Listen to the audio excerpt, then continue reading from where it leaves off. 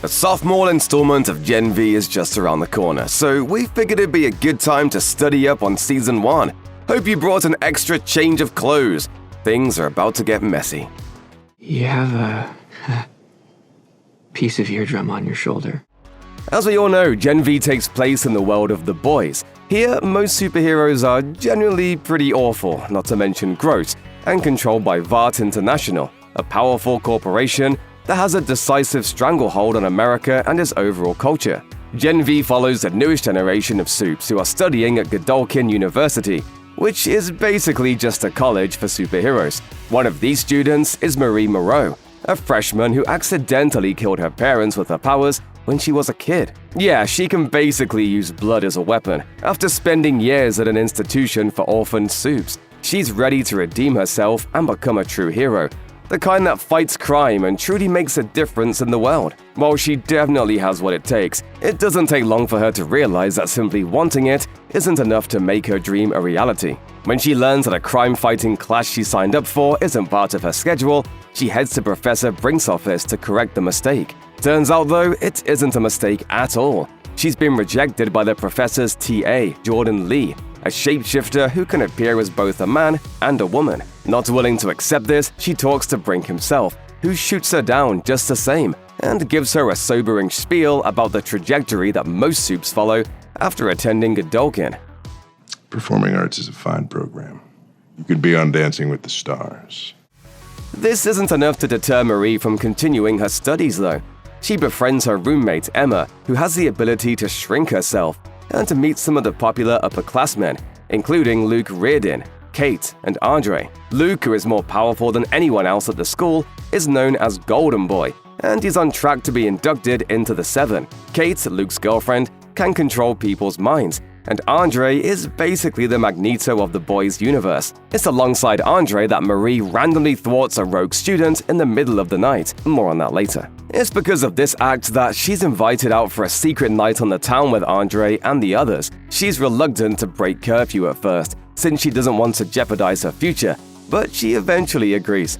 They head off to a fancy nightclub, and it's a pretty good time, until Andre accidentally wounds someone while trying to impress a woman with his powers. After he and the others bail, Marie sees the opportunity to prove herself as a true hero and saves the woman's life. Her act is widely documented, and she's subsequently called to Professor Brink's office the following day. Maybe this is just the boost she needed to earn her stripes and be taken seriously by Brink and everyone else at the university. Or not. I can't tell you how sorry I am to tell you this, but you're being expelled. What? Yeah, she's used as a scapegoat and the entire thing is blamed on her. Brink isn't about to let Godolkin's most promising students ruin their reputations, especially Luke. As we mentioned before, Luke is soon to be inducted into the Seven. However, despite Brink's enthusiasm, Luke's not too stoked about it. We learn that he has a bit of a tragic history himself. His brother, Sam, took his own life a few years back. This had a devastating effect on Luke.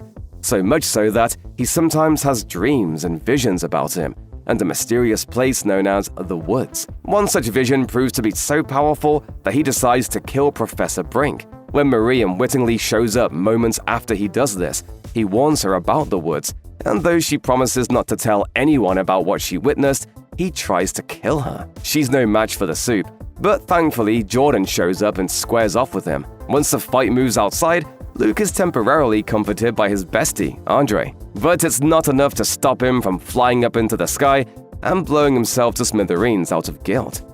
This is when things take a bit of a turn for Marie. Thanks to spin doctor Ashley, who we all know from The Boys, Marie and Andre are branded as the Guardians of Godolkin. The new narrative is that the two of them alone thwarted a disturbed, drug-addled Luke before he could go on a mass killing spree. As such, they're now the talk of the town and set to participate in a nationally televised interview. Needless to say, Jordan isn't too happy about being completely left out of the story and implores Marie to tell the truth about how they're the one who kept Luke at bay. Andre isn't too happy about any of this either and shares his misgivings with Marie.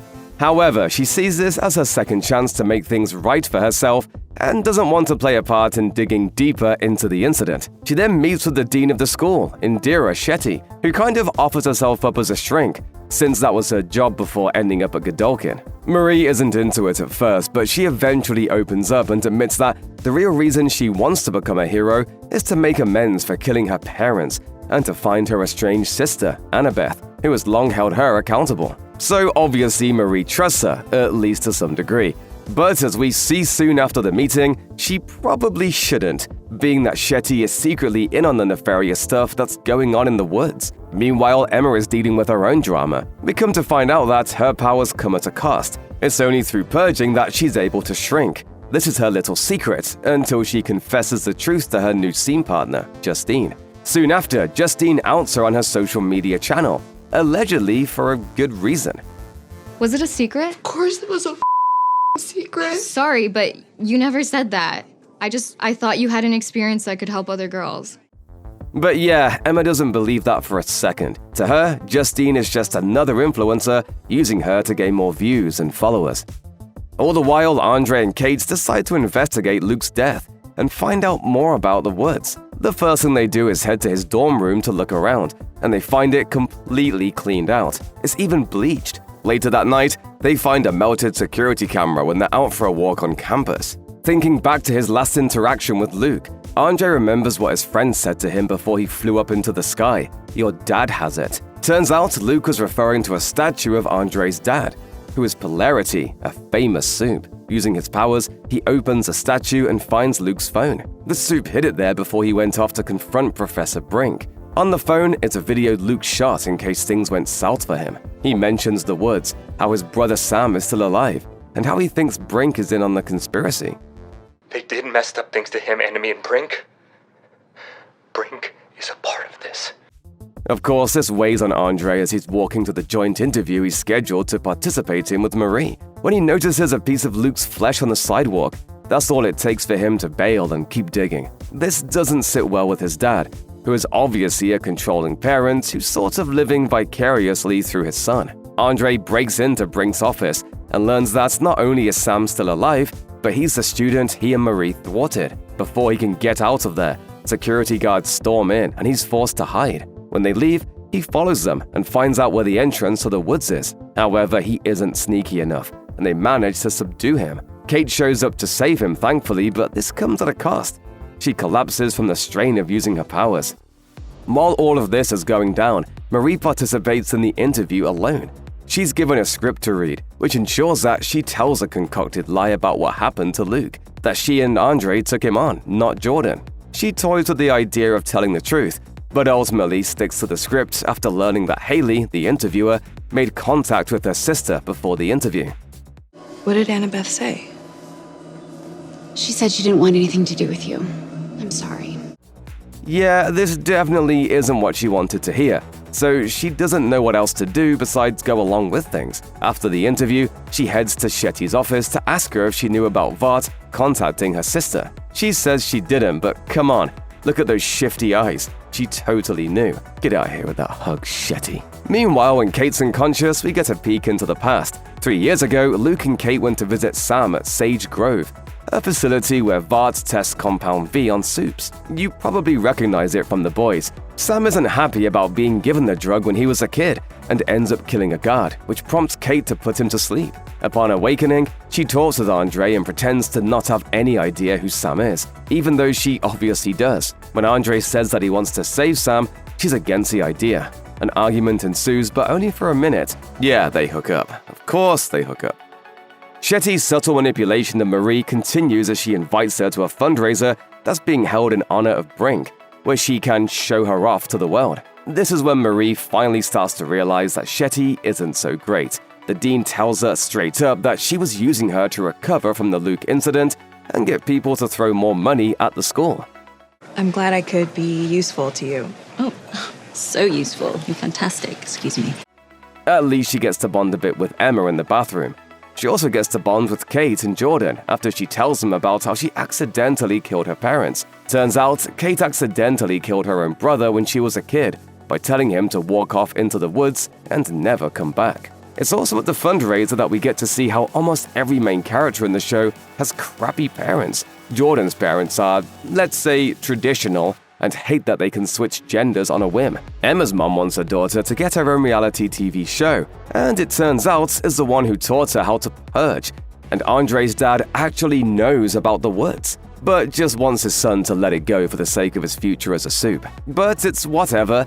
They have bigger problems than their parents. Andre, after seeing Justine's video about Emma being able to shrink herself, introduces himself to her and asks her if she's down for a little covert op that involves infiltrating the woods. She's down and succeeds in shrinking to the point where she can just walk right through a little hole in the door. After finding her way into Sam's room, she's captured by the troubled Supe. It's fine though, they bond, and she eventually convinces him to escape, all without admitting to him that his older brother is dead. When the facility is put on high alert and Sam is incapacitated, she's forced to intervene and kill a guard by crawling into his head and giving him some impromptu brain surgery. When Sam comes to, he kills the other guards, and they escape together. Meanwhile, Tek Knight, a Godolkin alumni who is now the host of his own show, shows up on campus to shoot a new episode about the Golden Boy fiasco. Turns out his reason for doing so isn't so innocent. He knows what really went down, and Vought sent him there to cover it up. After Shetty asks him how he plans to do this, he says, Well, the usual. Misdirection, obfuscation, find a patsy and destroy their life. Shetty tells him to stay away from the top students while he searches for the right person to take the fall. But he doesn't listen. He interrogates all of them, including Marie, which he does in front of everyone in a crime-fighting class. It's through this interrogation that Marie admits the truth about Jordan being the one who actually fought off Luke before he killed himself. After this, Tek Knight informs Shetty that he's chosen her to take the fall, because he knows, thanks to his powers and masterful interrogation techniques, that Sam has escaped from the woods. Shetty's not about to let that happen though. She blackmails him with some, sensitive footage, and he's forced to surmise at the end of his show that the Golden Boy fiasco was just an unexplainable tragedy. While all of this is going down, Emma and Sam hide out at a drive-in movie theater, and she tells him the truth about Luke being dead, which of course causes him to break down. Though they eventually bond more after he calms down, Emma soon finds out that Sam's issues run deeper than she originally thought. He has some pretty serious hallucinations. Hey man, can we talk? Please, no. You can't run forever, you know. One of these hallucinations tells him to kill Dr. Cardosa, the wood's main scientist who is responsible for experimenting on Sam and other supes. Despite Emma's objections, Sam runs off to take his revenge. Emma returns to campus to warn the others about what's going down, and walks in on Marie and Jordan sharing a kiss. Aww. Then they all head off to Cardosa's house to thwart Sam before he can carry through with his bloody deed. While they get there in time, he proves to be too powerful for any of them to deal with, until Emma downs a huge plate of spaghetti so that she can grow into a giant version of herself and successfully wrangle him. After all that goes down, the group wakes up in a party house, and it looks like Marie and Jordan officially sealed the deal. Except this isn't necessarily a good thing. They soon come to realize that no one remembers anything from the past couple of days. It's almost like they were drugged. When Sam shows up at the house, no one even recognizes him. They know something's going on, but not exactly what. Who's responsible for this? The main suspect is Rufus, who is well known for using his telepathic powers to take advantage of other supes, sexually. He actually attempted to do this to Marie early on, but she thwarted him by using her blood powers to blow up his… It's also revealed that he took advantage of Cate years before. While everyone works together to figure out what they should do next, Shetty and Cardosa discuss Sam down in the woods. This is when we find out what they're really up to down there. Cardosa has been working to perfect a virus that can infect supes and therefore give humans an element of control over them. Shetty wants Cardosa to experiment on Marie next, who we find out only got into Godolkin because of a mysterious benefactor. Since no one remembers Sam, he hides himself away and tries to think of a way to help his new friends. It's here that he's attacked by goons at the same time that his hallucinations kick in again, and an unforgettable puppet fight scene ensues. I have a single dad with 2 daughters. Their names are Haley. Thanks to finding a shirt she stole from the old drive-in theater, Emma is able to remember Sam and find him there later on. This is when she finds out the truth about who erased their memories. Just as the rest of the group finds a way to track down Rufus and interrogate him, she calls Marie and gives her the deeds. It was actually Cate. Turns out she's been erasing Sam's memories over and over at the behest of Shetty. When she's confronted about this, Cate confesses and gives everyone their memories back. This doesn't go well for Cate though, or for any of them. After she restores their memories, Cate has a massive seizure. Not only that, she's so powerful that everyone else essentially gets sucked into her mind when she loses consciousness. The first thing they see is a memory that dates back to Cate's childhood, the time when she accidentally used her powers to send her brother off into the woods, never to return. After this, they run into an imaginary version of Soldier Boy, her childhood hero, who tells them that if they don't find a way to escape, she'll likely die and take them all with her. There's also some typical Soldier Boy banter. I fart the Star-Spangled Banner. You're pretty weird, dude. Yeah? Knock, knock. Who's there? Go your face. What follows is a journey through time that allows the group to witness different periods in Cate's life. You could also think of it as a massive group therapy session. Next, we see her being visited by Shetty when she was a teenager. After the death of her brother, her parents locked her in her room for 9 years. Shetty comforts her and offers her pills that will help control her powers. Then we skip forward to when Cate first meets Luke in class at Godolkin, and this is where things take a bit of a turn. Luke addresses Andre and calls him out for hooking up with Cate when he was still alive. Yep, turns out that kiss they shared earlier on wasn't the first time.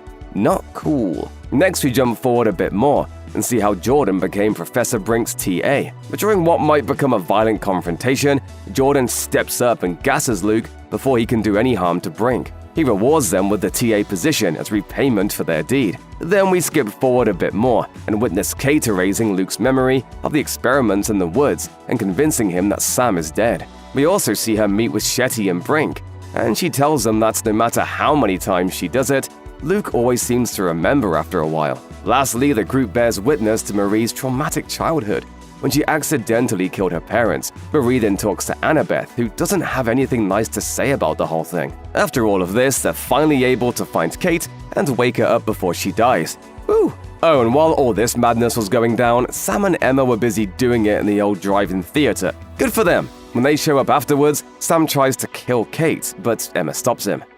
Meanwhile, down in the woods, Cardosa has managed to infect a Supe with his virus.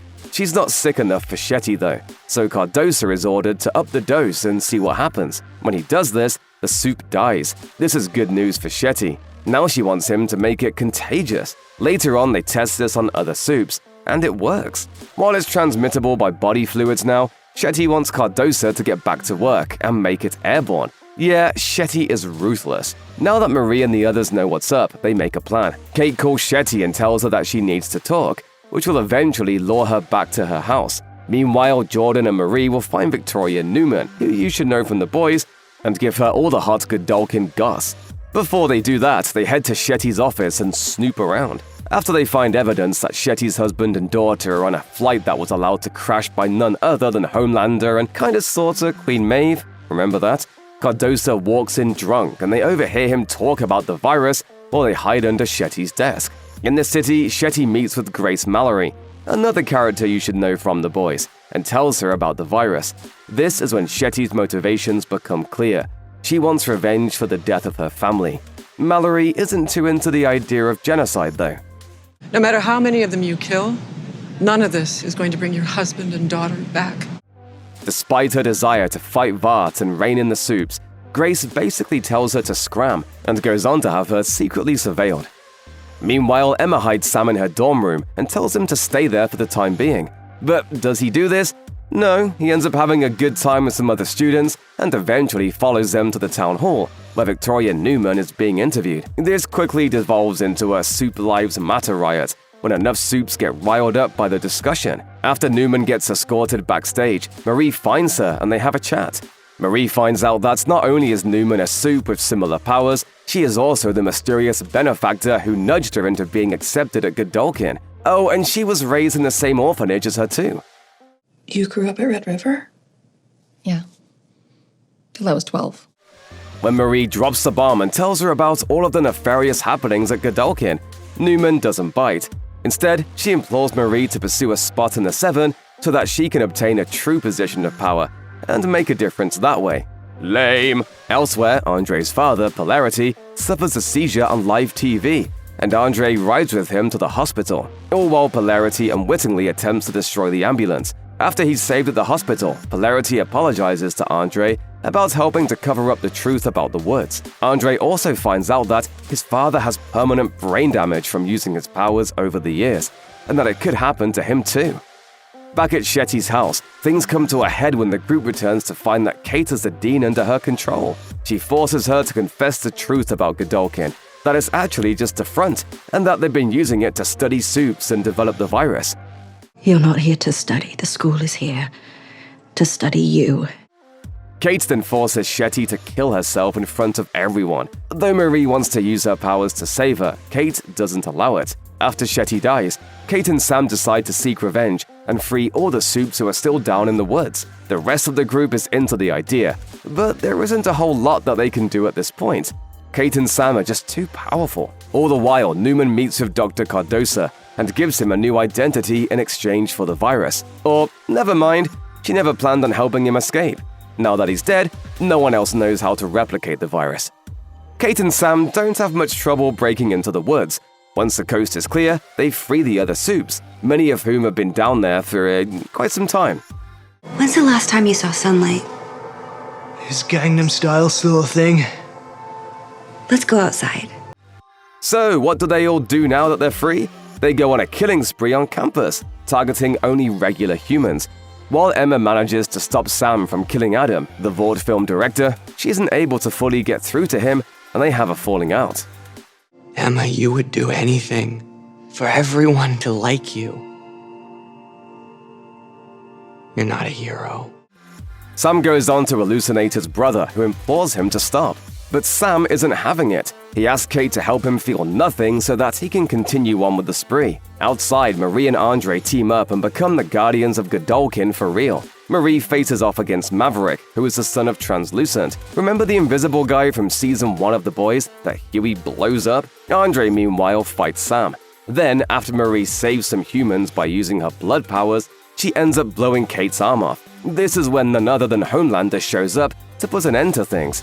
And just when we think that Marie might be dead, we find out that she and the others are still alive and imprisoned in some strange, doorless room. On the outside, Cate and Sam are dubbed as the new Guardians of Godolkin. Yep, the spinning just never stops in this universe.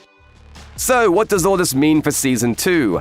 Before we get into plot deets, we have to mention the tragic death of Chance Perdomo, who portrayed Andre. Just before filming began for Season 2, he died in a motorcycle accident. Executive producer Eric Kripke explained to TV Line that they will not be recasting him, and will instead write Andre's death into the show. Okay, back to what we know about Season 2. Based on the trailer, it looks like everyone eventually makes their way out of that doorless room. While most of the group has returned to Godolkin, Marie is on the run, at least until she's found by Starlight. The former Seven member tells Marie about Vought's newest thing, Project Odessa, and that she wants her to stop it somehow. Of course, she won't be facing off against Vought alone. Let me be very clear, this plan is crazy and I hate it, but I'm in. At Godolkin, there's a new dean in town, and he's all about making Supe students stronger than they already are. Not sure what his deal is, but it looks like he doesn't mind some self-mutilation if the situation calls for it. Besides Starlight, it also looks like some other characters from The Boys will make an appearance as well, like Black Noir and The Deep. There looks to be some totally new supes in the mix. While we don't know how exactly the gang will tackle Project Odessa, it sounds like Marie is now considered to be one of the most powerful supes in the world, so things should get pretty interesting.